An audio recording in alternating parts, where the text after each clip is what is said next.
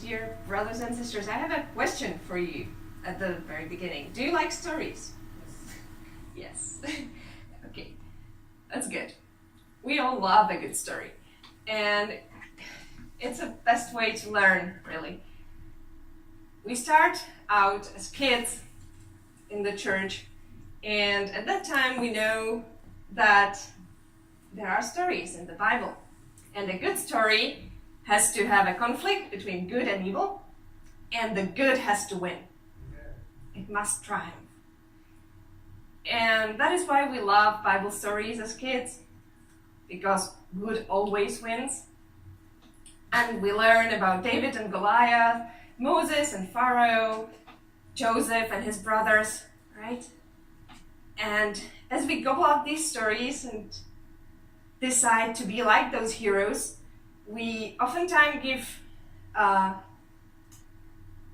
not more than a nod in passing to the real hero of the story. Because we want to be like David, we want to be like Moses. But those are not real heroes. Real hero of the story is always just one, and that's God. And because we are taught in our childhood years that, there are these heroes of faith, and because we think that kids don't know how, or should not be burdened by how the real world works yet, we tend to idealize those heroes. We tend to talk about David as if he was the perfect person. We tend to talk about Joseph as if he was the model of, everything. We talk about all those Bible heroes as if they were perfect, because they are good and they win. And so when you grow up, and I know that when I reached my teen years, I started thinking, maybe those stories are not really that good. Maybe I've outgrown them now. I know that in real world, the good doesn't always win, and the people that are fighting on the side of the good are not perfect. And I'm not perfect, and I know I won't be perfect. I will never be David. I will never be Moses. And to a lot of people, this is the phase where they become discouraged. And they start looking for new stories, for stories that will more reflect who they are, where maybe the good is not always winning, or maybe the good sometimes masquerades as evil and the evil masquerades as good. Maybe we'll start liking stories where the things are a little more spiced up, a little more complicated. We start wanting something that defies stereotypes. We don't want no goody two-shoes heroes. And so we start to turn away from Bible stories. And we start to gobble up stories from the world.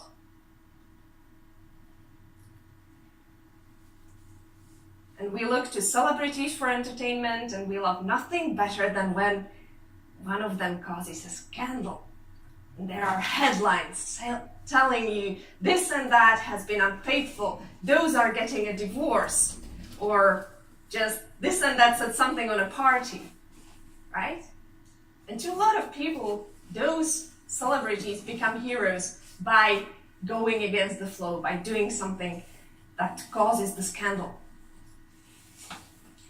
Well, I'm not here to talk about celebrities, but I am here today to tell you about a scandal in the Bible.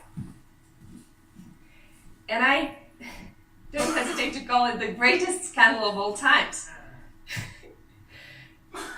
Because that's all we need to do. Just go back to the good old book and read it carefully this time. And before I tell you the very biggest scandal, I would like to take you through a story that you haven't heard in children's Sabbath school, I'm pretty sure. It's a story that's kind of tucked away in the middle of a greater, longer, more well-known story. The greater story is the story of Joseph, being sold by his brothers to Egypt, to slavery. The tiny little story that's kind of tucked in the middle of it, and most people just gloss over it, is in Genesis chapter 38.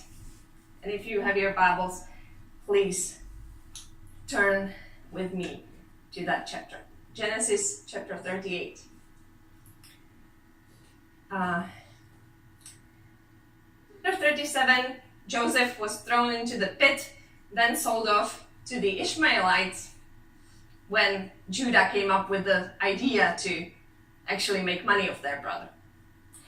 And chapter 38 suddenly changes perspective completely. We are leaving Joseph out of the picture, and we are focusing on the brother who sold him out, on Judah. Judah is the fourth son of Leah. I'm sure those who have been in the church for a while know that Leah was the less loved wife of Jacob, Israel. And Judah is a very interesting son of that unloved wife. Because the first three sons, Reuben, Shimon, and Levi, were sons that when they were born, Leah was hoping that this was what will bring Jacob to love her. And she cherished those boys. I'm pretty sure Jacob cherished those boys too, because they were his heirs. But they turned out wrong. And then, when Judah is born, Leah's attitude suddenly changes. She no longer says, "This will bring my husband to me." She says, and it's reflected in the name Judah, "Praise be to God." That's all she says to that. I have a fourth son, praise be to God. It's no longer about the man, it's about God. That's how Judah starts out in life, with a mother who finally realized that having a husband is not the most important thing in the world.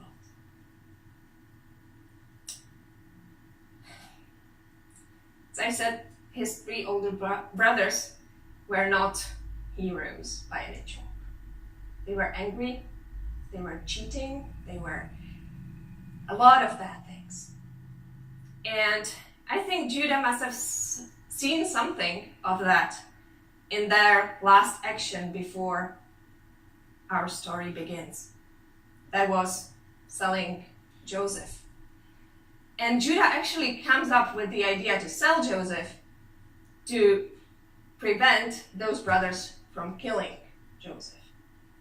So, in a way, he is showing mercy even then. But after Joseph is gone, Jacob mourns. Jacob, father of Judah, is broken. He even thinks that he cannot go on for a while. And so the family is not functioning at all at that point. And Judah decides that he's seen enough, that he's had enough of his own family. And in chapter 38, he moves away. He takes what little he has and goes to a friend of his, an Adulamite named Hira. When we start reading chapter 38, and we can read the first 5 verses of it. And I'm reading from King James Version, so it's going to be maybe a little harder to understand. And it came to pass that at that time, Judah went down from his brethren and turned into a certain Adulamite whose name was Hira. And Judah saw there a daughter of a certain Canaanite whose name was Shua.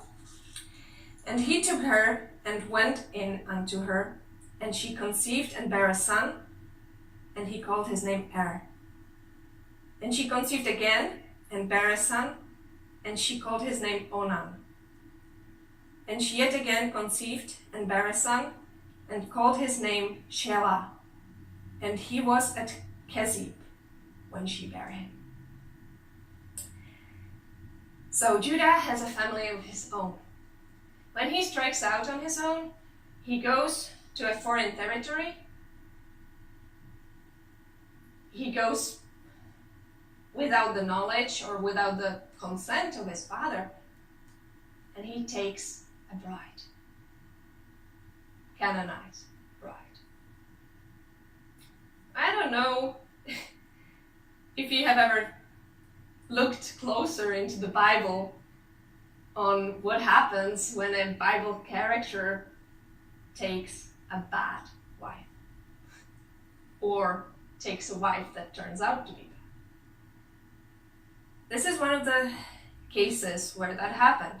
Canaanites were not following God's, Canaanites were not worshiping the God of Jacob. They knew nothing about the laws that were in place in Jacob's household. And Judah, because he was probably sick of his own household or his father's household, does not do a very good job of imparting those laws and that worship to his sons. And I would assume to his wife, who is a foreigner and has equal influence, at least, on the children as he does. And so, well, at this point, Judah is happy. He has 3 sons. What more could he ask for? The name of the first son, means awake or roused. So it is a new start. Judah thinks that this is a new start for him. And to make this new start complete, once reaches maturity, he finds him a wife. Judah finds him a wife. And he probably goes back to either his father's circle or at least somewhere where God is worshipped, because the wife he finds is Tamar. We don't know where she came from. I'm just drawing the conclusion that she was from Jacob's circle, more on how she behaves later. Tamar is taken as a wife for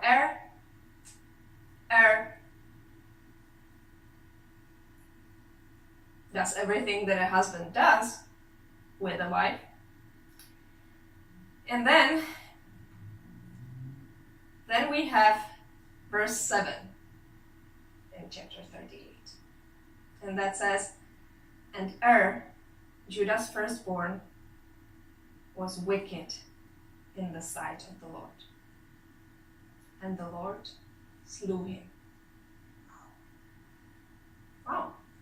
God bears his teeth here, saying, I'm not going for this. This is wrong. And Judah's first son disappears.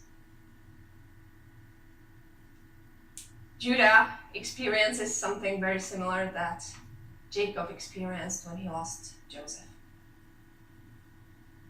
His future of his family, suddenly hangs in the balance by a threat. And so he does what he was taught to do by the laws of his father's house. He takes his second-born, Onan, and he brings him to Tamar, saying, now it's your duty to produce an heir to your brother with this woman. Take your brother's wife, widow, and produce him an heir. Now, that was something that has been established, and that was a law in Israel that was supposed to take care of a family that's lost a father, that's lost a head. Because if you died without heirs, it not only meant that your property would go to waste or would be divided. It also meant that your name would never be mentioned in Israel again. And that was the worst punishment there was. That was the worst curse or at least that was how the Israelites understood that. If your name was never to be mentioned again in your heirs, then you were cursed. You were cut out. You were lost forever. And so Judah says, no, this is not what's going to happen to my firstborn. So we have this law, and the younger brother will produce an heir with the wife. Now I said that the boys probably never heard of the laws before, or not as much as they should have. Because Onan reacts, Onan, by the way, means vigorous. He was a lively man, healthy man.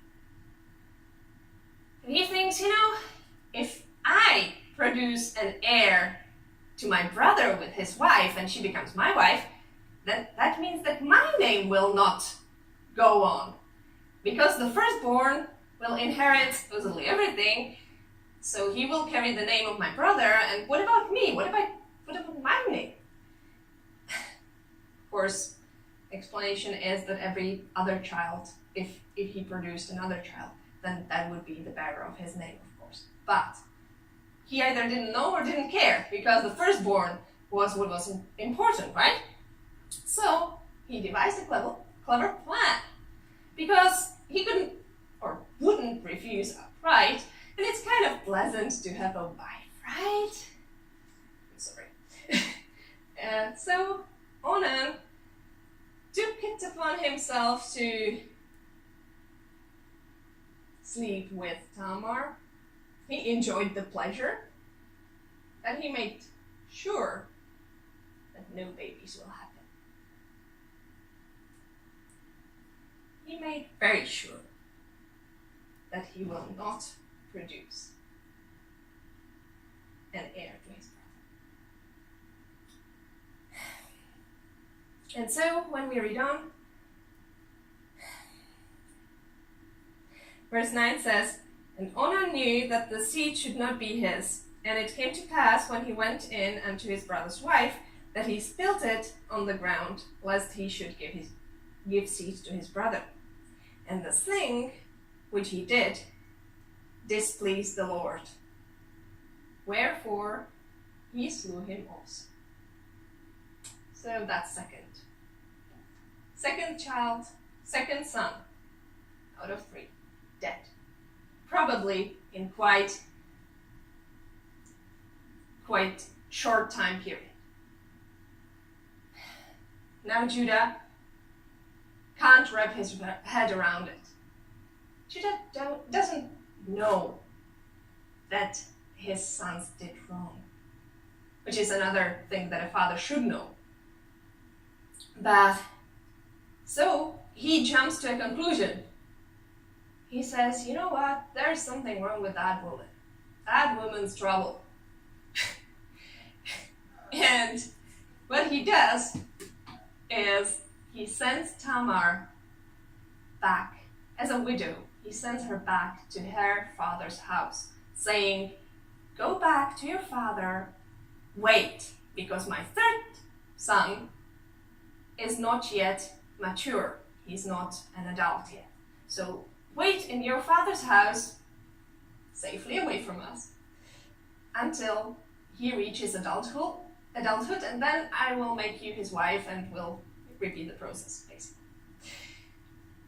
But, and this is where it gets really interesting, because the name of the third son is Shelah. Shelah means either quiet, at ease, or deceitful, or just deceit. And remember when I read the verse about the boys being born, it ended up with saying, and the third son, Shelah, was born while they were in Kezib. Now, Kezib, the place name itself, means lie. So this is a child that was born in lie and goes on to grow up with his father thinking, I have to protect him. I will never give him to that lady, whatever I just said.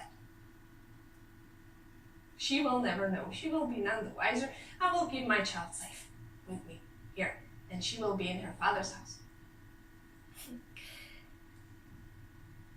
Now, Tamar, as a widow,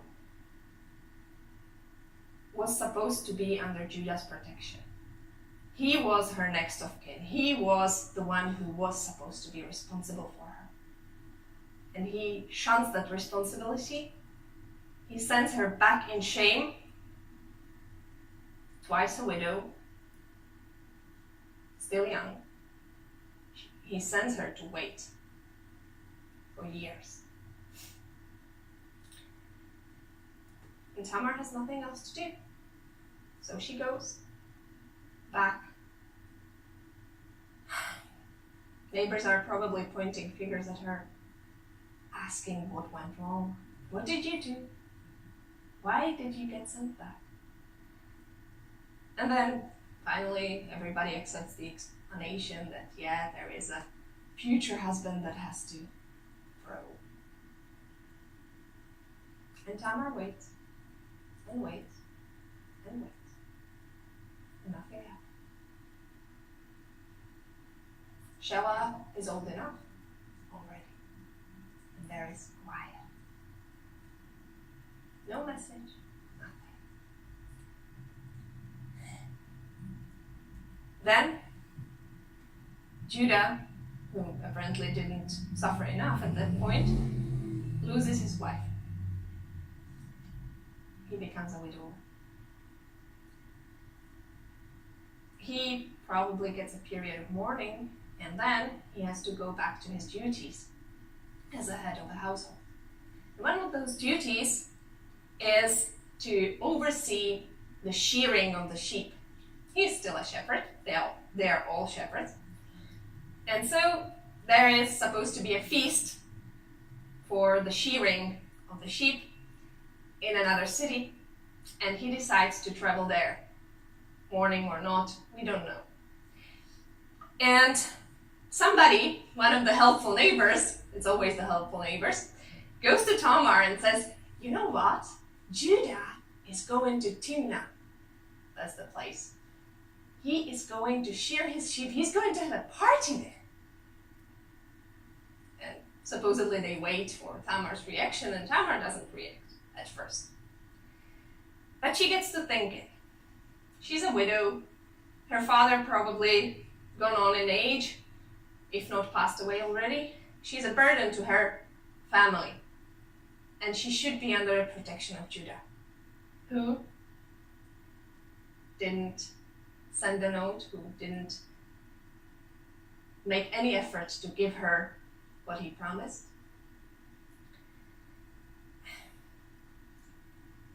And she knows that by God's law, it is her right to be taken care of. What's she gonna do?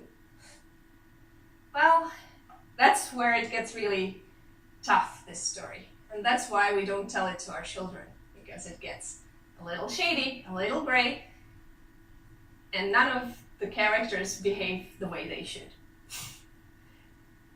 Tamar decides that enough is enough. She throws away her, we would say, black dress, that whatever the mourning garments of that time was. No longer is she a widow. She dresses as the young woman she is. She covers her face so nobody would recognize her. And she goes on the way to Timnah. And in a place on the way, in some village or by some village, she finds a spot that Judah has to pass by. And she sits by the road. covered as she is, young woman by herself, by the road. Judah comes by, sees a young woman by herself, by the road, comes to a conclusion which only man can reach. And she must be a harlot.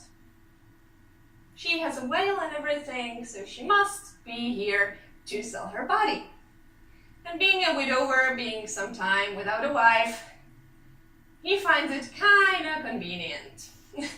And so he looks at her, likes her, and says, you know what, I would like to purchase your services. Let me spend the night with you. She looks at him and says, and what are you going to give me in return? What's my price? And Judah has nothing with it because he's going to a party, right? So he says, well, I have a herd of goats and a herd of sheep.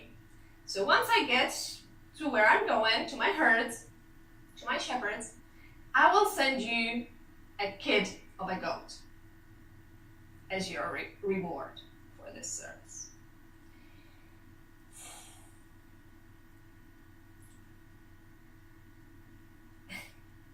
Now Tamar does not want to get paid for sex. Tamar wants something different. And so she says, and we can read it in verse 18, she says, what pledge shall verse 17, will you give me a pledge until you send the kid? She agrees, okay, if you think a young goat is what I'm worth, then I'll take the young goat, but I don't know you, you're passing by, I might never get the goat. So what's a guarantee? Of course, as I said, she doesn't want the goat. She wants that guarantee. And so Judah, as I said, he's not carrying that much, and asks, what should I give you? What do you want? And she goes straight in for the kill. She says, well, you have a staff in your hand, and you have a signet that shows that, this is a document by you, signet ring or signet necklace, and you have some bracelets. So give me those things that you're carrying, the signet, bracelets, and the staff. Those will be a pledge, and when you send the goat, I will give them back. And he agrees to it. It's a reasonable price, right? What would you do? If you were in a similar situation, would you give anybody your ID card as a pledge? Because that's pretty much what he does.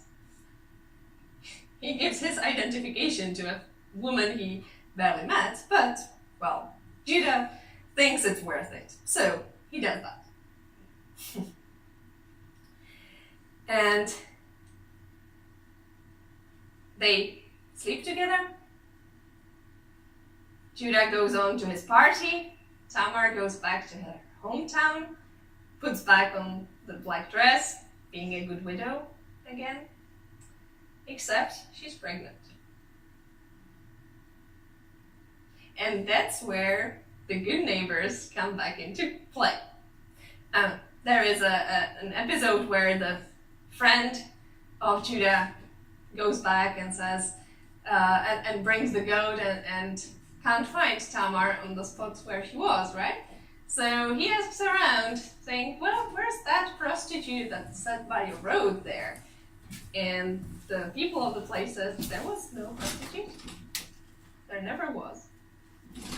And so he comes back to Judah, a bit baffled, says, well, there was nobody there. Nobody knew her. And Judah says, you know what? I don't care. I don't care about the stuff I gave her. I did what I promised to do. And if she's not there, she's not there. She can keep the things. And Tamar keeps them. She keeps them very safe because then the helpful neighbors come back into play. 3 months after, when she starts showing, helpful neighbor comes around to Judah, says, I don't want to say anything, but your daughter-in-law is a bit of a whore, and she's pregnant. Now Judah takes that as a personal offense. Now he has proof. Now he actually knows that there is something wrong with that woman. He knew it all the way back when, right? When his children died. But now he has proof. So he's gonna crack down on her, saying, well, burn her. Burn her to death, because that's the penalty for adultery. And they're dragging her out of her house, shamed, disgraced. The only thing she can do is she grabs those 3 things. She sends them to Judah by a helpful neighbor and says, the father of my children is the man that gave me these. So just look at those. And Judah looks and recognizes them. Now he has a choice. Nobody else would probably find out. He still could, act like nothing happened and let her be burned. And save her, save his face. But Judah, despite everything, despite all his faults, is a man of God. And when he sees that somebody's stuck by God's law, like Tamar did, he realizes that he has fallen short. That he should have taken care of her in the first place, and if he did, this would never have happened. And his reaction to that is in verse 26. He says, Judah acknowledged them and said, she has been more righteous than I, because I didn't give her to Shelah, my son. And he took her to his household. He took care of her, but the Bible says he never again slept with her. He took it as, okay, this is what I promised you in the first place, an heir. A child that will take care of you. He didn't want her as a wife, but he took care of her as a widow, as a woman. We never hear what happened to Shelah, the 3rd son.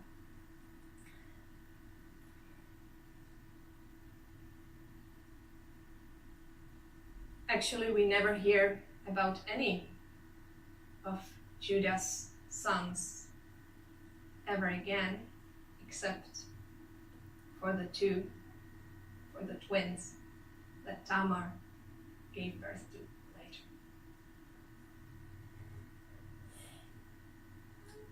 Now, this is a scandalous story. It's a story that's uncomfortable on many levels. It's a story about failure of compassion, failure of understanding.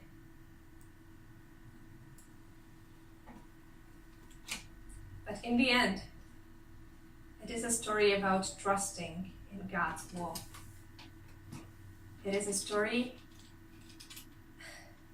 about being able to admit your own fault,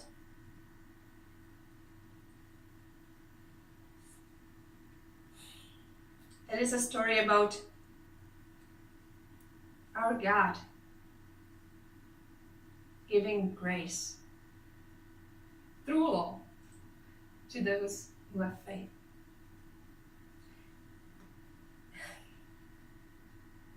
And it's not just an ancient fairy tale.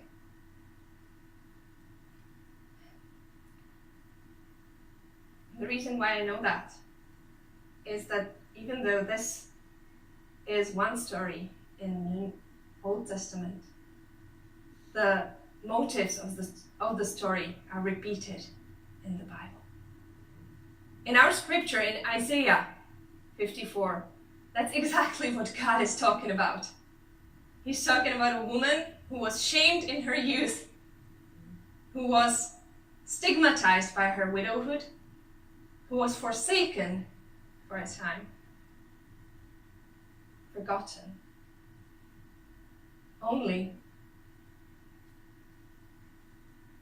to be brought back by her husband, who, in Isaiah, is God himself. Because the hero of this story is not Judah, and it's not Tamar, it's God.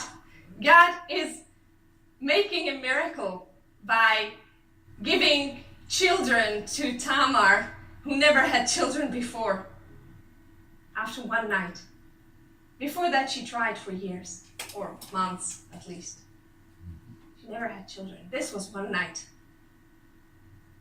And because she believed, because she trusted that God will fulfill the promise that she will be taken care of. She was. And she was taken care of so amazingly. And Judah, when he has gotten this experience, he turned around. He found something in his heart that we've never seen in him before. And you can see it in the way he talks to Joseph in Genesis 44. When he says, and he's talking from experience, if we leave Benjamin here, our father will die because he cannot bear losing another child. And Judah offers himself for his brother because he knows that it is better, that it will be better for Jacob to have lost a son that's not been living with him for some time than to lose the only son of the woman he loved. Judah knows that it doesn't matter. At that point, Judah knows that it doesn't matter what happens to him because he cares more about his family, about the people around him, than he does about himself.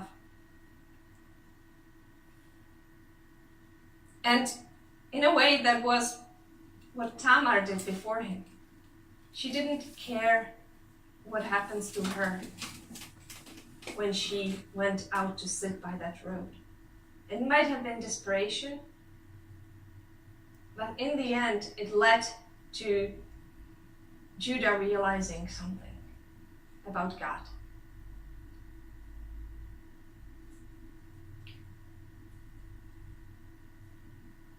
And God takes this to tell us that his nation is his bride.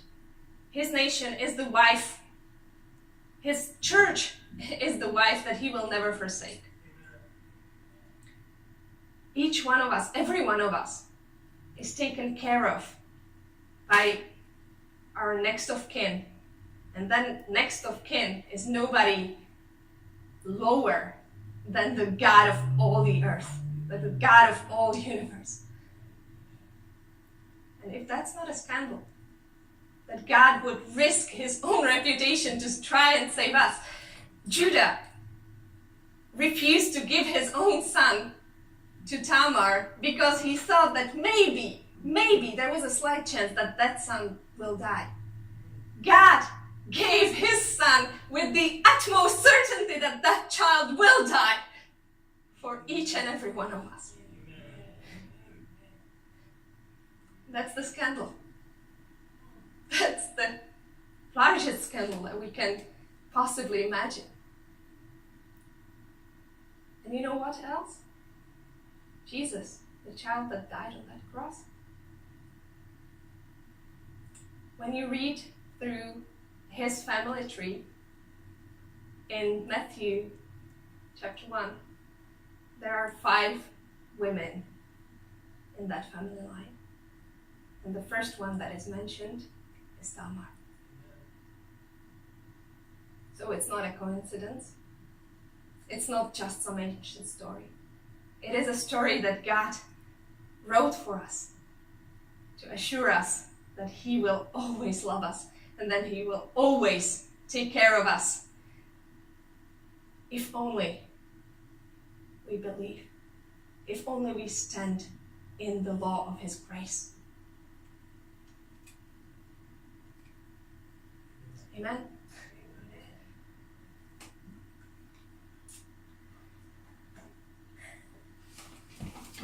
Let us pray together. God, we know that we fall short. We sometimes have no idea what went wrong, and we are afraid that something else will. And so right now we are asking, be with us in our decisions, be with us in our desperations. Show us a way where we think there is none. And be with us as our closest relative, as our next of kin. Because that's who you are. Help us love. Help us love each other. Help us love you like you loved us. Amen. Amen. Amen.